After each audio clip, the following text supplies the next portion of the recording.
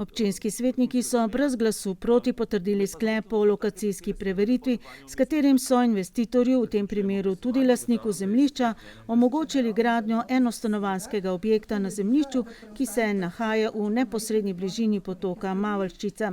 Ker pa gre vendarle za nepozidano zemljišče med ostalimi pozidanimi zemljišči in glede na to, da so vsi pristojni dali svoje soglasje, občinski svetniki upajo, da je njihov dvom v morebitno poplavno ogroženost objekta odveč.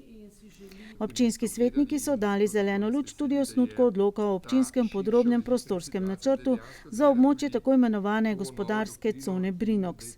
Gre za nadgradnjo sklepa o prostorski preveritvi izpred 3 let in za možnost celovitega urejanja prostora z integralnim gradbenim dovoljenjem. Hkrati se načrtuje tudi ureditev potoka Hom. Brez glasu proti so občinski svetniki potrdili tudi osnutek odloka o občinskem podrobnem prostorskem načrtu za območje v samem središču mesta, neposredno ob tovarni Doniti in ob obrežju reke Save do Sotočja. Odlok vključuje precej neugledno rojstno hišo Branislave Sušnik, s katerim bi lastniki dobili možnost, da objekt bodisi obnovijo, bodisi porušijo in postavijo novega s podobnimi gabariti. Obsega tudi območje ob reki Savi, kjer naj bi se zgradila sprehajalna steza in omogoča prestavitev tako imenovane plinske postaje Sotočja na območje tovarne Donit.